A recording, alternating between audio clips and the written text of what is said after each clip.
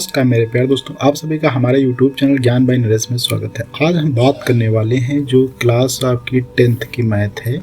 इस class 10th की math पे जो हम बात करेंगे चैप्टर नंबर 1 अर्थात तो वास्तविक संख्याओं पे। और ये हमारा कौन सा रहेगा पार्ट, ये हमारा 1 रहेगा। और इसमें आज हम क्या क्या बात करने वाले हैं, तो यहाँ पे आप जैसे देख सकते हैं कि मैं आज यूक्लिड विभाजन प्रेमिका के ऊपर बात करूँगा, अंकगणित के आधारभूत प्रमेय पे बात करूँगा, धन पूर्णांकों के HCF और LCM पे बात करेंगे, यूक्लिड विभाजन पे कुछ क्वेश्चंस हैं उस पर बात करेंगे जो कि प्रीवियस ईयर में क्वेश्चंस पूछे गए, जैसे कि यहाँ पे आप स्क्रीन के ऊपर देख सकते हैं। इन सभी क्वेश्चंस के आज हम यहाँ पे सॉल्यूशंस को जो है डिटेल से करेंगे। यदि अभी तक आपने हमारे चैनल को सब्सक्राइब नहीं किया है तो प्लीज़ सब्सक्राइब कर लीजिए। इसके लिए आप यहाँ पे रेड कलर के सब्सक्राइब पे जैसे आप क्लिक करते हैं हमारा चैनल सब्सक्राइब हो जाएगा। इसके बाद ऑल बेल को भी आप यहाँ से ऑन कर लीजिए। इसके बाद आप जो है हमारे वीडियो को लाइक कर दीजिए तथा अपने दोस्तों को शेयर करने के लिए शेयर के ऊपर क्लिक कर देंगे। आपके सामने काफ़ी ऑप्शन ओपन हो जाएंगे जहाँ से आप शेयर कर सकते हैं। इसके बाद आप हमारे चैनल पे जाने के लिए लोगो पे जैसे क्लिक करेंगे आपके सामने एक इस प्रकार से हमारा चैनल ओपन हो जाएगा। यहाँ पे आप थोड़ा ऊपर की ओर जैसे स्क्रॉल करते हैं हमारा एक सेकंड चैनल आ जाता है, इसको भी आप क्या कर लीजिए सब्सक्राइब कर लीजिए, क्योंकि यहाँ पे मैं काफ़ी टेक्नोलॉजी से रिलेटेड वीडियो अपलोड करता रहता हूँ। और ऑल बेल को भी ऑन कर दीजिए। इसके बाद आप यहाँ पे काफ़ी चीज़ों को चेक कर सकते हैं, जैसे कि वीडियोस क्या हैं और प्लेलिस्ट भी आप देख सकते हैं। मैंने यहाँ पे हर प्रकार के अलग अलग प्लेलिस्ट को अलग अलग मैंने बनाया हुआ, जिनको आप यहाँ से देख सकते हैं। तो बिना देर के करते हैं आज का वीडियो प्रारंभ। जैसे कि सबसे पहले आप यहाँ पे देख रहे हैं कि यूक्लिड विभाजन प्रेमिका ये क्या होती है, इसके ऊपर हम बात करते हैं। जैसे कि अगर इसके हम पहले डेफिनेशंस की बात कर लें तो यूक्लिड विभाजन डेफिनेशंस क्या कहलाते हैं कि किन्हीं दो धन पूर्णांकों A और B कोई क्या है, दो धन पूर्णांक हैं के लिए पूर्ण संख्याएं R और Q इस प्रकार होती हैं। कैसे होते हैं? Q, R और Q इस प्रकार होती हैं कि A बराबर आप क्या लिख सकते हो, BQ प्लस R लिखा जा सकता है। जहाँ पे R का मान आप देख सकते हैं क्या है, 0 से बड़ा या बराबर होगा, लेकिन B से हमेशा कैसा रहेगा, छोटा रहेगा। इसके बाद फिर यहाँ पे आता है विभाज्य। विभाज्य बराबर क्या होता है, भाजक गुणे भागफल प्लस शेषफल होता है। इन सारी चीज़ों को यहाँ पे हम 1 बाय 1 समझते हैं कि ये मीनिंग इसका क्या है कि R का मान 0 से बड़ा या बराबर होगा, B से छोटा होगा। किस प्रकार से A और B दो धन पूर्णांक हैं, उनको A और B Q के रूप में लिखा जा सकता है। इन सारी चीज़ों पे आज हम बात करते हैं। तो इसके लिए हम क्या करते हैं, कुछ यहाँ पे एग्जाम्पल्स ले लेते हैं और उन एग्जाम्पलों की सहायता से समझते हैं। तो जैसे कि मैंने यहाँ पे कोई दो संख्याएं ले ली, धन पूर्णांक इसने कहा है, क्या कहा है, दो धन पूर्णांक। तो माना, ठीक है, माना A बराबर कोई एक संख्या हम ले लेते हैं, मान लेते हैं A बराबर, आप सिंपल कोई भी संख्याएं ले सकते हैं। मैंने मान लिया होता A बराबर 9 है और B बराबर मैंने मान लिया 2 है। ठीक है, ये दो मैंने संख्या ली। अब यहाँ पे देखो ये कह रहे थे कि R और Q इस प्रकार होंगे कि A बराबर आप क्या लिख सकते हो, BQ प्लस R। तो यहाँ पे देखो अगर हम बात करें तो A क्या है, बड़ा है आपका B से।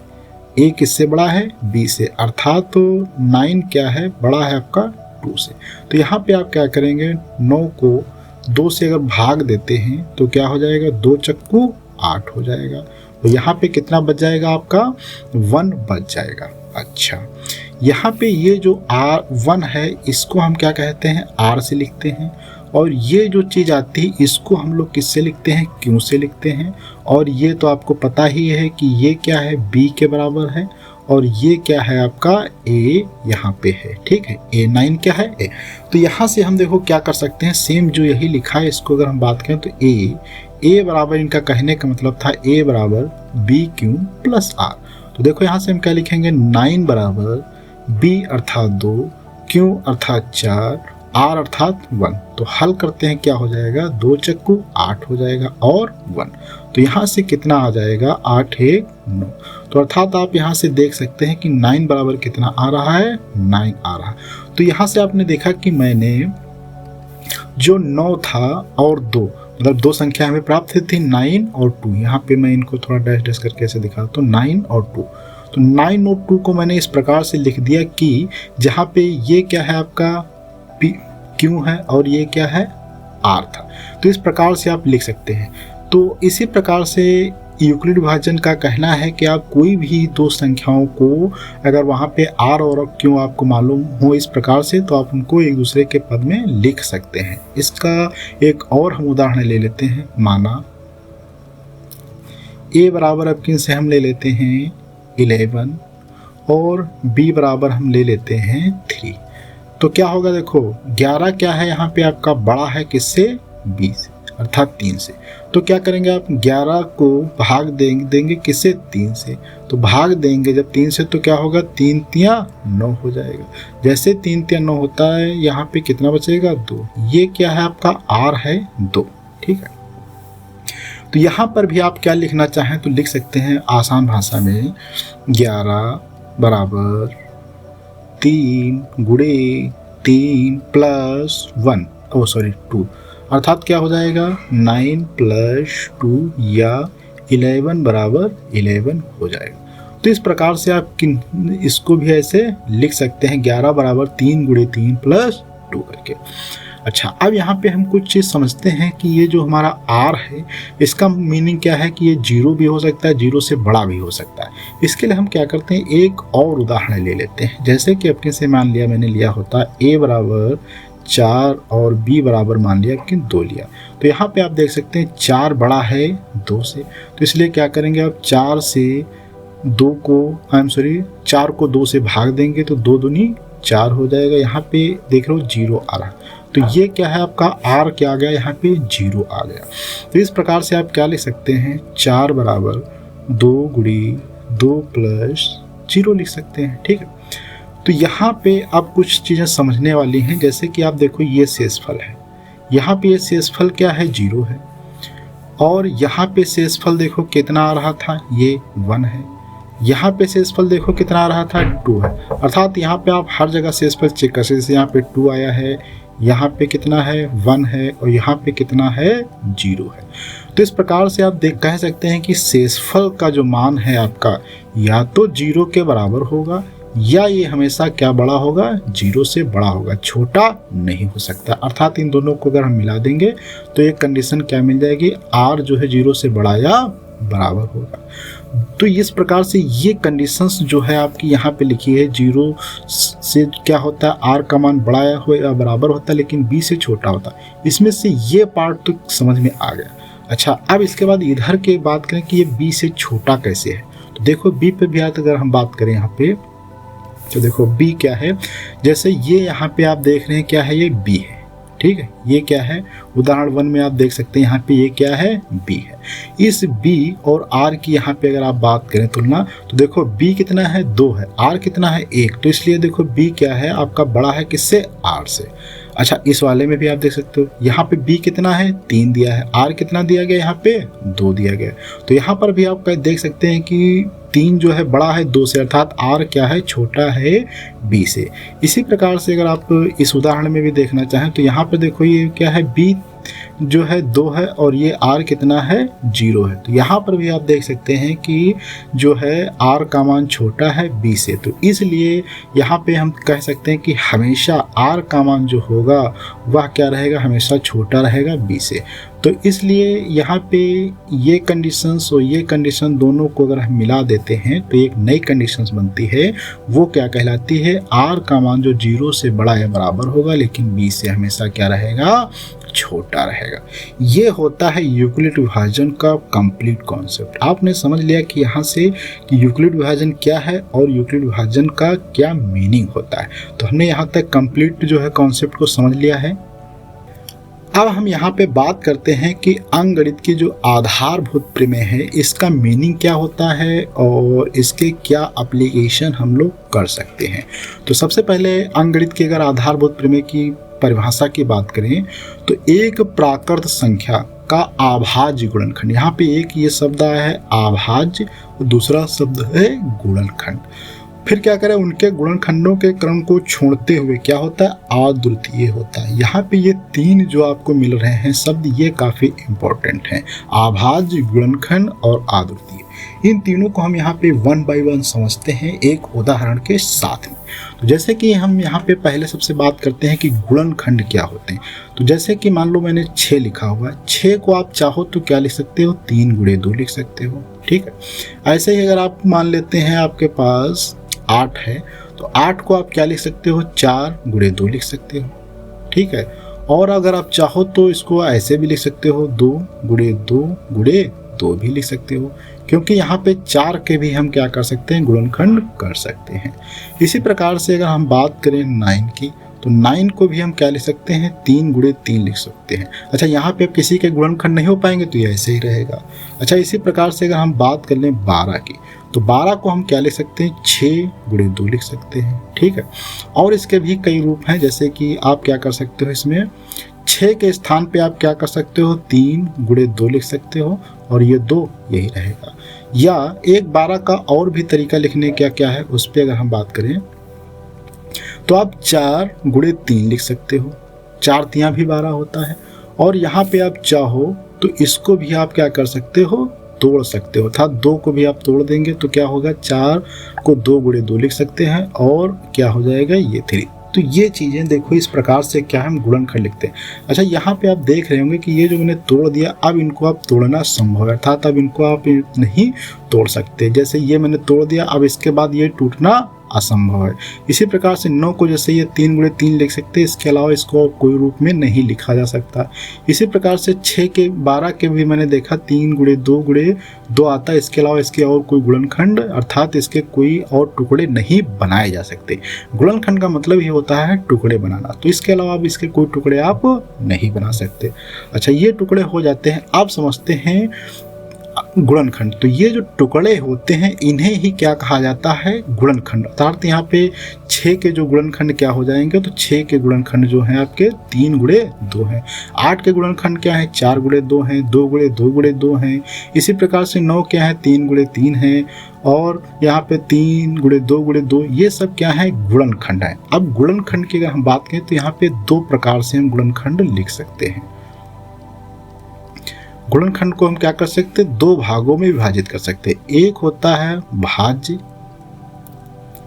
और दूसरे हो सकते हैं अभाज्य। भाज्य अभाज्य में एक ही हम केवल एग्जांपल ले लेते हैं, जैसे मान लिया 12 लिया है, तो 12 को आप देखो क्या लिख सकते हो, 6 गुणे 2 लिख सकते हो, या 4 गुणे 3 लिख सकते हो। लेकिन अगर हम इसके अभाज्य लिखें तो 12 बराबर आप क्या लिख सकते हो, 2 गुणे 3 गुणे 2 चाहे लिखो, या 2 गुणे 2 गुणे 3 लिखो, या आप ऐसे लिख सकते हो 3 गुणे 2 गुणे 2। अच्छा, यहाँ पे आप देख रहे हो इसमें सारी संख्याएं जो हैं वो सेम है। देखो, चाहे आप यहाँ पर देखो तो 2 जितनी बार आ रहा है उतनी ही बार इसमें भी आ रहा है, जैसे एक बार यहाँ पे आया, एक बार यहाँ पे, एक बार यहाँ पे। इसी प्रकार से ये भी एक बार यहाँ पे है, ये भी यहाँ पे है, और ये भी यहाँ पे है। इसके बाद और अगर हम बात कर लें यहाँ पे एक ये 3, तो जैसे यहाँ पे 3 ये आ रहा आपका है, जैसे ये 3 यहाँ पे आपका है, ऐसे ही ये 3 है और ये 3 है। लेकिन यहाँ पे आप देखोगे कि ये 6 है, तो इसमें 6 नहीं है, इसमें 2 है, इसमें 2 नहीं, इसमें 4 नहीं है, इसमें 3 है, इसमें 3। तो यहाँ पे आप ये देख रहे हो कि ये क्या है, हर एक अलग अलग है। लेकिन यहाँ पे आप देख रहे होगे तो इनके क्या है, जो है एक प्रकार से पूर्ण जोड़े बन रहे हैं। जैसे कि आप देखेंगे 2 और 2 ब्लू कलर के सेम चीज़ें हैं, ये देखो ऐसे, ठीक है। अगर इनको कलर का ये रेड और देखा जाए इस कलर की भी, ये भी चीज़ें क्या है, सेम है। रेड वाली अगर देखी जाए तो ये भी क्या है, सेम। तो अर्थात यहाँ से आप देखेंगे 3 ही आ रहा है, 2 ही आ रहा है और 2 ही।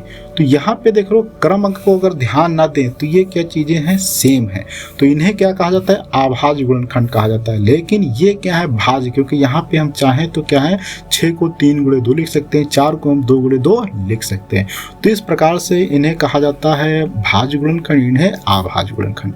और यहाँ पे और एक चीज़ मैं अगर ध्यान दूँ तो देखो कि जो जैसे कि 9 के गुणनखंड आप यहाँ पे देख रहे हैं क्या है, 3 है, 12 के क्या है 3 गुणे 2 गुणे 2 है, 8 के क्या है 2 गुणे 2 गुणे 2 है। अच्छा, यहाँ पे आप देख रहे हैं कि हर एक चीज़ के गुणनखंड क्या है, अलग अलग है, किसी के सेम गुणनखंड नहीं है। तो इसी का मतलब होता है कि अगर आप आभाज्य गुणनखंड लिख देते हैं तो वह गुणनखंड किसी दूसरी संख्या के बराबर नहीं हो सकते, अर्थात तो अलग होंगे। यह एक उसी प्रकार से जैसे कि आधार कार्ड होता है, हर एक व्यक्ति का आधार कार्ड अलग अलग होगा, किसी का आधार कार्ड नंबर सेम नहीं होता है।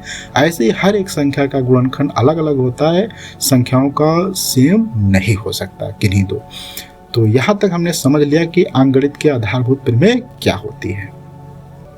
अब हम समझते हैं कि धन पूर्णांकों के जो होते हैं HCF और LCM क्या होते हैं, अर्थात महत्तम समापूर्तक और LCM अर्थात लघुत्तम समापूर्तक। तो जैसे कि अगर डेफिनेशंस की बात करें तो जो HCF होता है संख्याओं में प्रत्येक उभयनिष्ठ आभाज्य गुणनखंड की सबसे छोटी घात का गुणनफल क्या कहलाता है, HCF कहलाता है। अगर बात करें LCM की तो संख्याओं से संबंध प्रत्येक आभाज्य गुणनखंड की सबसे बड़ी घात का गुणनफल दो संख्याओं का गुणनफल कहलाता है। संख्याओं का गुणनफल होता है और संख्याओं का महत्तम जो होता है HCF गुणे संख्याओं का लघुत्तम LCM के बराबर होता है। इस पे भी अभी हम बात करेंगे, ये भी काफ़ी इंपॉर्टेंट टॉपिक है कि दो संख्याओं का गुणनफल उनके मासा गुणे लासा के बराबर होता है।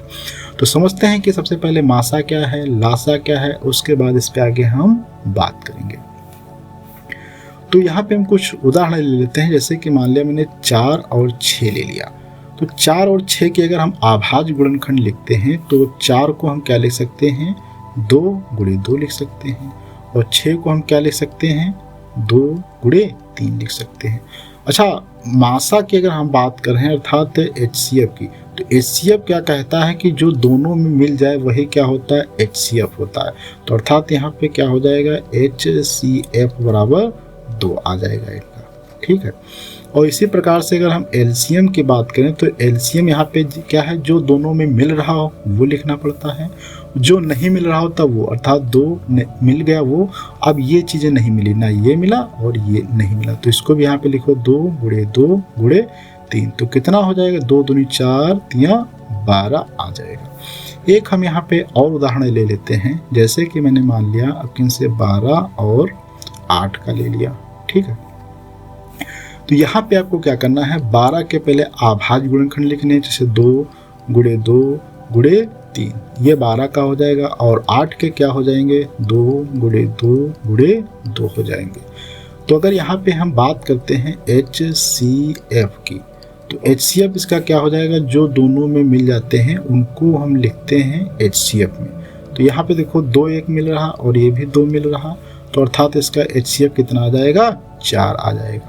अच्छा, LCM की अगर हम बात करें इसका क्या हो जाएगा, तो LCM जो है इसका क्या हो जाएगा, जो दोनों मिल रहे थे वो लिखो, तो 2 गुणे 2 मिल गए, जो नहीं मिले ये लिखो, तो क्या हो जाएगा आपका 3 गुणे 2 हो जाएगा। तो अर्थात यहाँ से कितना हो जाएगा, 2 दूनी 4 3 12 दूनी 24 यहाँ से आपका आ जाएगा।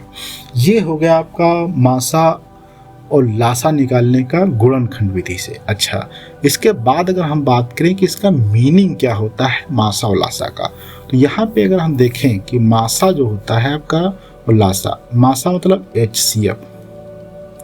HCF एक ऐसी संख्या होती है, HCF क्या है, एक ऐसी संख्या होती है कि वह उन दोनों संख्याओं को पूर्णतः विभाजित कर सके। अर्थात HCF अगर किन्हीं दो संख्याओं की ऐसी संख्या होती है जो दोनों संख्याओं को पूर्ण रूप से विभाजित कर सके। कहने का मतलब क्या है, जैसे HCF अगर मैं लिख रहा हूँ 4, 6 का, तो वो HCF जैसे यहाँ पे आ रहा था हमारा 2, तो अर्थात ये जो 2 है ये क्या करेगा, आपको 4 को भी पूरी तरीके से विभाजित कर देगा और 6 को भी क्या है पूरी तरीके से विभाजित कर देगा। तो यही क्या होता है इसका HCF। अच्छा, दूसरा भी एक एग्जांपल ले लें, जैसे कि HCF यहाँ पे हमने भी लिखा है 12 और 8 का कितना आया था HCF, यहाँ पे 4 आया। तो आप देखोगे कि 12 को अगर 4 से भाग देंगे तो क्या करेगा, पूर्णतः विभाजित कर देगा। अगर 8 को 4 से भाग देंगे तो भी पूर्णतः विभाजित कर देगा। तो ये होता है HCF। अच्छा, अगर हम बात करें LCM क्या होता है, LCM, तो LCM एक ऐसी संख्या होती है कि जो उन दोनों संख्याओं से पूर्णतः विभाजित हो सके। जहाँ दो संख्याओं के अगर LCM की बात कर रहे होंगे तो वह दोनों संख्याओं से पूर्णतः विभाजित हो जाएगी। अगर 3 संख्याओं की बात करेंगे तो वह तीनों संख्याओं से पूर्णतः विभाजित हो जाएगी। जैसे कि यहाँ पे भी हमने लिखा था LCM। LCM किसका लिखना है, जैसे 4, 6 का। अभी हमने लिखा कितना आया था, यहाँ पे 12 आया था। तो आप देख सकते हैं कि यदि 12 को आप 4 से भाग देंगे तो भी ये पूरी तरीके से विभाजित हो जाएगा, और 12 को अगर 6 से भाग देंगे तो भी पूरी तरीके से विभाजित हो जाएगा। इसी प्रकार से हमने जो दूसरा जैसे निकाला है LCM 12 और 8 का कितना आया है, 24 आया है। तो आप यहाँ पर भी आप चेक कर सकते हैं, अगर 24 को आप 12 से भाग देते हैं तो भी ये पूरी तरीके से विभाजित हो जाएगा, और अगर 24 को आप 8 से भाग देते हैं तो भी पूरी तरीके से विभाजित हो जाएगा। तो इस प्रकार से हमने समझ लिया कि मासा क्या होता है और लासा क्या होता है। अब हम यहाँ पे क्वेश्चन जैसे कि एक करते हैं। पहला, जैसे ये क्वेश्चन दिया गया है, यूक्लिड विभाजन परिमिका के अनुसार 2 धनात्मक पूर्णांक a और b के दिए रहने पर ऐसी आद्रुतिपूर्ण संख्याएं q और r विद्यमान हो कि a बराबर bq प्लस r, जहाँ पे r कैसा होगा ये आपको बताना है। तो अभी हमने यही क्वेश्चन किया था, तो वहाँ पे मैंने देखा था कि r का मान जो होता है वह 0 से बड़ा या बराबर होगा, लेकिन b से क्या रहेगा, छोटा रहेगा। तो इसलिए इसका ऑप्शन क्या हो जाएगा, सही, करेक्ट हो जाएगा। यहाँ पर दिया गया क्वेश्चन है, इसके हम क्या करते हैं, आभाज्य गुणनखंड लिखते हैं। तो जैसे कि 156 के हम क्या करेंगे, आभाज्य गुणनखंड लिखने के लिए इसको पहले सबसे 2 से भाग देंगे।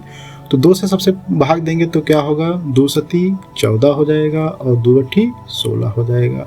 फिर 2 से आप भाग देंगे, क्या होगा, 2 तियां 6 हो जाएगा, 2 9 18 हो जाएगा।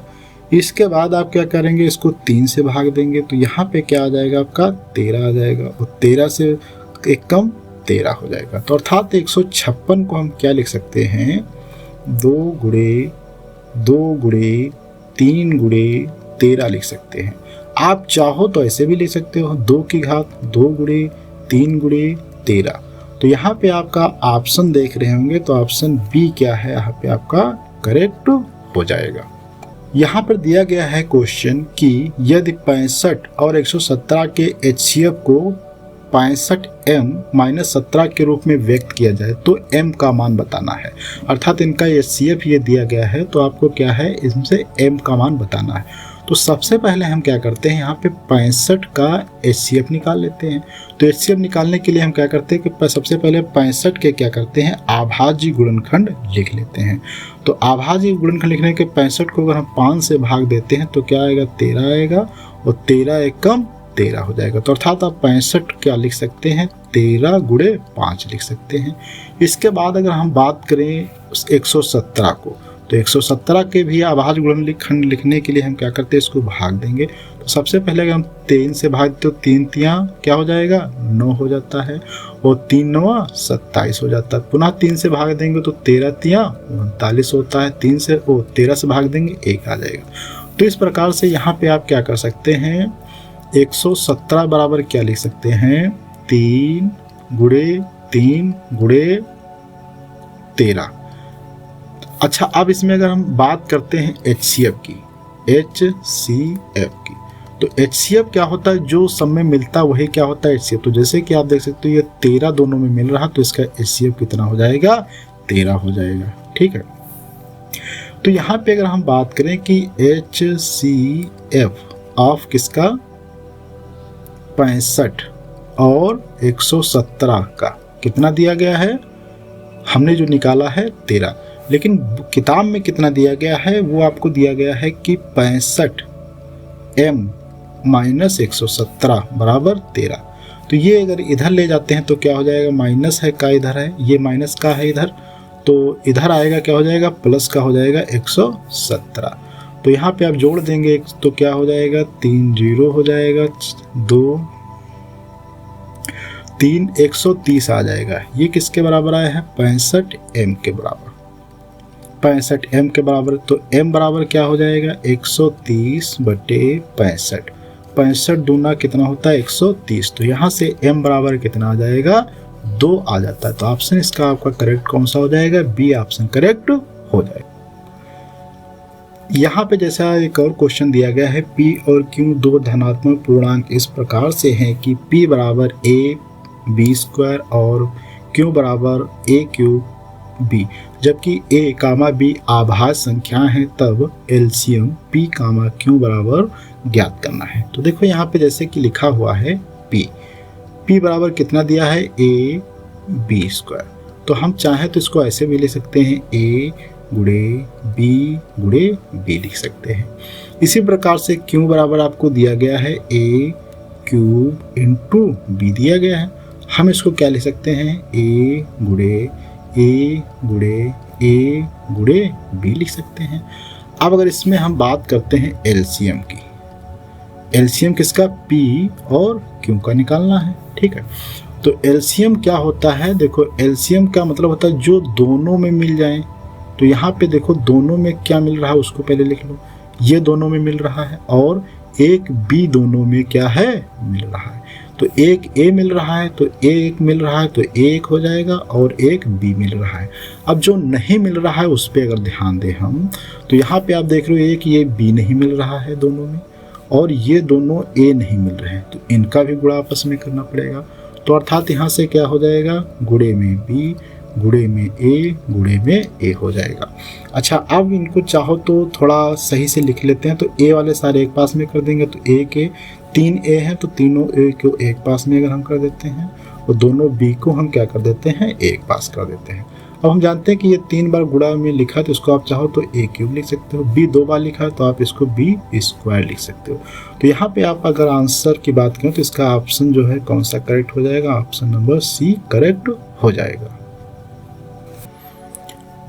यहाँ पे एक और क्वेश्चन दिया गया है कि यदि a बराबर 2 की पावर 2, 3 की पावर 3, 4, 5 की पावर 4 और b बराबर 2 की पावर 3, 3 की पावर 2 और 5, तब आपको बताना है HCF क्या होगा a और b का। तो इसको देखते हैं HCF कैसे निकालते हैं। तो सबसे पहले यहाँ पे हम लिख लेते हैं a बराबर क्या दिया है, 2 की पावर 2 गुणे 3 की पावर 3 गुणे 5 की पावर 4 और b बराबर कितना दिया गया है, 2 की पावर 3 गुणे 3 की पावर 2 गुणे 5। तो देखो HCF की अगर हम बात करें तो HCF आप इसको अगर थोड़ा सिंप्लीफाइड रूप में लिखना चाहें तो लिख सकते हैं, क्या सकते हैं, 2 की घात 2 का मतलब 2 गुणे 2, 3 की घात 3 मतलब 3 गुणे 3 गुणे 3 भी लिख सकते हैं और 5 की घात 5 का मतलब 5 गुणे 5 गुणे 5 5, ये 5 बार लिख सकते हैं। इसी प्रकार से यहाँ पे 2 की घात 3 लिखे था 2 गुणे 2 गुणे 2 लिख सकते हैं, 3 की घात 2 है तो था 3 गुणे 2 लिख सकते हैं और 5 लिख सकते हैं। अच्छा, यहाँ पे देखो HCF की जब भी कभी बात होती है तो HCF क्या होता है कि जो दोनों में मिल सके। तो HCF यहाँ पे A और B का निकालना है तो क्या होगा, देखो दोनों में क्या मिल रहा है, यहाँ पे ये देखो 2 दोनों में मिल रहा है, ठीक है। तो यहाँ पे क्या हो जाएगा, 1 2 आ जाएगा। ये देखो 2 दोनों में मिल रहा है, ये 2 हो जाएगा। अच्छा, ये 3 देखो दोनों में मिल रहा है, ये 3 हो जाएगा।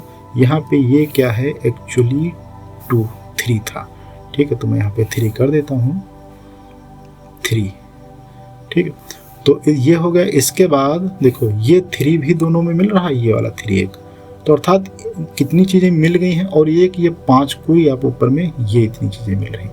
तो जितनी चीज़ें मिल रही हैं अगर उनको हम यहाँ पे लिखें तो देखो 2 गुणे 2 गुणे 3 गुणे 3 गुणे 5 मिल रहा। तो अर्थात यहाँ पे HCF क्या हो जाएगा, 2 की पावर 2 गुणे 3 की घात 3 गुणे 5 हो जाएगा, ठीक है। यहाँ पे आप चाहो तो इनको हल भी कर सकते हैं, ठीक। ये तो इस प्रकार से अगर हल करते हैं यहाँ पे देखो क्या होगा, 2 दूनी 4, 3 12, 3 36, तो क्या हो गया 36। 32 गुणे 5 अर्थात कितना हो जाएगा, 5 का 30, 5 3 15, 3 18, कितना हो जाता है यहाँ पे 180 हो जाता है। ठीक, तो इसका आंसर क्या हो जाएगा यहाँ पे करेक्ट 180 आ जाएगा। अच्छा, एक इसका और तरीका होता है, कहते हैं कि जो मिनिमम घात होती वही क्या होता है इसका HCF कहलाता है, अर्थात 2 की पावर 2 3। तो यहाँ पे मिनिमम घात क्या है, एक ये पद है, एक ये पद है मिनिमम का, और एक ये मिनिमम पद। तो इस हिसाब से क्या आना चाहिए, 2 की घात 2, 3 की घात 2 और 5, यही आना चाहिए। तो ये देखो, यही तो आया था हमारा ये वाली चीज़। तो ये भी एक तरीका होता है HCF लिखने का। यहाँ पे दिया गया है कि लासा जो है इन दो संख्याओं का कितना दिया है, 31 68 दिया गया है। तो इनका आपको क्या ज्ञात करना है, मासा ज्ञात करना है। अच्छा, हम एक सूत्र जानते हैं कि दो संख्याओं का क्या, दो संख्याओं का गुणनफल बराबर होता है, क्या होता है गुणनफल, बराबर होता है इनका मासा गुणे लासा, मासा गुणे लासा होता। अच्छा, दो संख्या यहाँ पे कौन कौन सी दी गई हैं, 132 गुणे 288। ठीक है, और इनका मासा निकालना है आपको, लासा कितना दिया गया है, तो मासा को ऐसे लिखा रहने देते हैं, और लासा दिया है इनका 31 68। तो आपको ज्ञात क्या करना है, मासा। तो यहाँ से अगर हम मासा निकालेंगे तो क्या हो जाएगी, ये चीज़ इसके नीचे आ जाएगी, तो अर्थात 132 गुणे 288 बट्टे 31 68 हो जाता है। तो यहाँ से आप इसको जब काट लेंगे आसानी से तो कितना आ जाता है, ये 12 आ जाता है इसका मासा। ठीक है, तो इस प्रकार से भी आप मासा निकाल सकते हैं। और अगर आप चाहते इसका क्रॉस आंसर, मान लिया इससे भाग करने में समस्या आ रही है, तो आप सिंपल क्या कर सकते हैं, 132 के पहले आभाज्य गुणनखंड निकालिए। तो 132 को अगर आप 2 से भाग देंगे तो 6 दूनी 12, 6 दूनी 12 हो जाएगा। पुनः 2 से जब आप भाग देंगे तो यहाँ पे क्या हो जाएगा, 33 आ जाएगा। जैसे ही आप 3 से भाग देंगे 11 आ जाएगा, और 11 से भाग देंगे यहाँ पे कितना बचेगा, 1। तो अर्थात यहाँ से 132 बराबर कितना हो जाता है, 2 गुणे 2 गुणे 3 गुणे 11 आ जाता है। इसी प्रकार से आपको क्या करना है, 288 के आभाज्य गुणनखंड निकालने दें। तो 2 से भाग देते हैं तो क्या हो जाएगा, 24 दूना 28 होता है, और यहाँ पे 14 और 4 आ जाएगा, 144 आ जाता है। यहाँ से 2 से भाग देंगे 7 हो जाएगा, और ये 2 हो जाएगा। इसके बाद और अगर हम बात करते हैं, यहाँ पे 2 से भाग देंगे तो कितना आ जाएगा, 36 आ जाएगा। 2 से भाग देंगे 18 हो जाएगा। 2 से भाग देंगे 9 हो जाएगा। 2 से भाग देंगे 3 हो जाएगा। 3 से भाग देंगे यहाँ पे 1 आ जाएगा। तो अर्थात यहाँ पे अगर हम लिखते हैं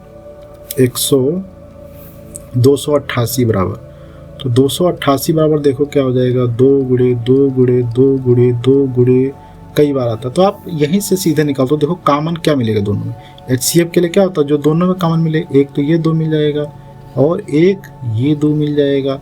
इसके बाद ये जो है आपका 3 मिल जाएगा। तो यहाँ से क्या आ जाएगा, 2 गुणे 2 गुणे 3, तो अच्छा 2 दूनी 4, 3 कितना आ जाएगा, 12। देखो आप HCF ऐसे भी निकाल सकते हैं। यहाँ पे जो दिया गया है क्वेश्चन की निम्न में से कौन सा सह आभाज्य संख्याओं का एक युग्म है। तो सह आभाज्य का एक युग्म होने का मतलब इसमें ऐसी कौन सी संख्याएं हैं जो ऐसा उनमें कोई भी सामान्य संख्या नहीं जो दोनों को विभाजित कर सके, अर्थात तो जिनका HCF 1 होता है वो क्या होते हैं, सह आभाज्य संख्याएं कहलाती हैं। तो यहाँ पे आप 1 बाय 1 सारी चीज़ों को आप चेक कर सकते हैं। तो आप देखेंगे कि यहाँ पे जो ऑप्शन हमारा बी वाला है, बी अर्थात 18 और 25। 18 और 25 का अगर हम क्या करते हैं, HCF निकालना चाहते हैं, तो 18 को आप क्या लिख सकते हैं, 2 गुणे 3 गुणे 3 दूनी 6 गुणे 3, तो ये आ जाएगा HCF, अर्थात 3 दूनी 6 3 18। और 25 का अगर लिखेंगे तो क्या हो जाएगा, 5 गुणे 5। तो यहाँ पे जैसे ही आप HCF निकालें कुछ नहीं मिलेगा, तो अर्थात क्या होगा, 1। तो यही क्या होगा, इसका सहभाज्य गुणनखंड हो जाएगा। यहाँ पे जो क्वेश्चन दिया गया है कि 144 के आभाज्य गुणनखंडों में आभाज्य गुणनखंडों की घातों का योग क्या होगा, बहुत अच्छा क्वेश्चन है। तो तो सबसे पहले हम क्या करते हैं, 144 के अभाज्य गुणनखंड लिखते हैं। तो जैसे ही आप इसको 2 से भाग देंगे 7 हो जाएगा, यहाँ पे क्या हो जाएगा 2, फिर 2 से भाग देंगे यहाँ पे 36 आ जाएगा, 2 से भाग देंगे 18 हो जाएगा, 2 से भाग देंगे 9 हो जाएगा, 3 से भाग देंगे 3 आ जाएगा, पुनः 3 से भाग देंगे 1। अर्थात आप 144 को क्या लिख सकते हैं, 2 गुणे 2 गुणे 2 गुणे 2 गुणे 3 गुणे 3, या इसको आप क्या ले सकते हैं, 2 की पावर 4 गुणे 3 की पावर 2। तो यहाँ पे अगर घातों का योग फिर बात करें तो घाते यहाँ पे क्या हो जाएंगे, एक ये घात है, एक ये घात है, तो अर्थात तो घातों का योग क्या हो जाएगा, घातों का योग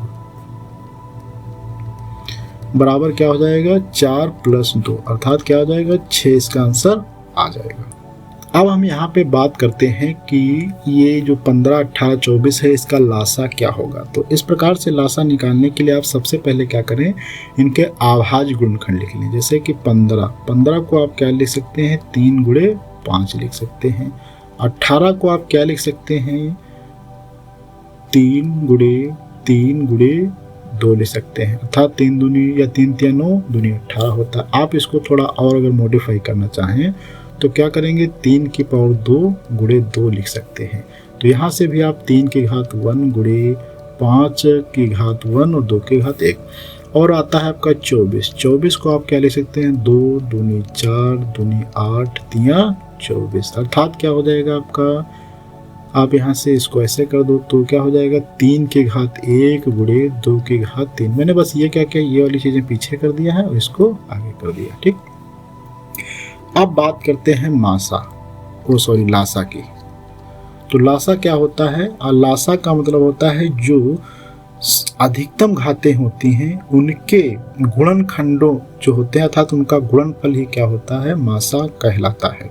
तो जैसे कि यहाँ पे अधिकतम घात वाले पद कौन कौन से हैं, जैसे 3 में बात करें तो एक ही अधिकतम घात का पद है, 5 में बात करें तो ये वाला और है ही नहीं तो अकेला ही, और 3 में बात करें तो ये हो गया, 2 में ये हो गया। तो अर्थात इनका मासा क्या हो जाएगा, लासा 2 की पावर 3 और 3 की पावर 2 गुणे 5 हो जाएगा। तो अर्थात यहाँ से आप इसको अगर हल करते हैं तो कितना आ जाएगा, 2 दूनी, इसको आप ऐसे करो, 2 को 3 बार लिखते हैं, 3 को 2 बार लिख देते हैं और 5 को 1 बार। तो क्या हो जाएगा, देखो 2 दूनी 4 दूनी 8 3 24 दूना 48, 24 तिया 72 और पंजे कितना होता है, 360 हो जाता है। यहाँ से क्वेश्चन आपका हो जाता है।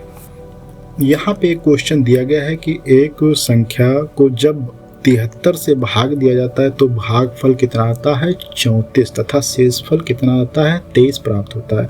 वह संख्या ज्ञात करना है। बहुत सही है। इसको हम देखो यहाँ पे क्या है, भागफल। भागफल को हम किससे लिखते हैं, क्यों से। क्यों कितना दिया गया है, 34 दिया गया है। शेषफल को हम आर से लिखते हैं। आर कितना दिया गया यहाँ पे, 23 दिया गया है। जब एक संख्या को किससे भाग दिया जाता है, 73 से, तो 73 जिससे भाग दिया जाता है उसे हम क्या लिखते हैं, b। तो आपको यहाँ पे क्या ज्ञात करना है, b बराबर कितना दिया है, 73 यहाँ पे। तो b बराबर कितना हो जाएगा, 73। आपको ज्ञात क्या करना है, a ज्ञात करना है। तो हम अगर बात करें यूक्लिड विभाजन प्रेमिका की तो वो क्या होती है, a बराबर b क्यू प्लस r, ये सूत्र होता है। तो यहाँ पे आप सारी चीज़ों को अगर रख देंगे तो a बराबर क्या हो जाएगा, b आपको कितना दिया है, 73 दिया गया है। क्यों कितना दिया गया है, 34 दिया गया है। और r कितना दिया गया है आपको यहाँ पे, 23 दिया गया है। तो ये सारी चीज़ें आप यहाँ पे रखते हैं और जब 73 और 34 का गुणा करेंगे कितना आता है, 24 और 82 आ जाता है। और ये 23 इसमें जोड़ देते हैं तो क्या हो जाता है, 25 5 तो यहाँ पे आप गुणा कर लीजिए तो क्या हो जाएगा, 25 0 5 आंसर आ जाता है। तो यहाँ पे आप देखेंगे ऑप्शन आपका जो है फर्स्ट वाला क्या हो जाएगा, करेक्ट हो जाएगा। और ये लास्ट क्वेश्चन आज का हमारा है। इसमें दिया गया है कि अगर HCF 252 और 594 का HCF कितना दिया गया है, आपको यहाँ पे 18 दिया गया है। तो आपको क्या ज्ञात करना है, इनका LCM ज्ञात करना है। अच्छा, अभी हमने एक पढ़ा था कि दो संख्याओं का गुणनफल क्या होता है, दो संख्याओं का गुणनफल किसके बराबर होता है? उनके जो होते हैं मासा गुणे लासा के बराबर होता है। तो दो संख्या यहाँ पे जो दी गई हैं उन दोनों संख्याओं को यहाँ पे आपको लिखना है गुणे में, बराबर इसके मासा और लासा। तो इनका एलसीएम, एक मासा दिया गया है तो मासा कितना दिया गया है 18, लासा आपको क्या करना है इनका निकालना है।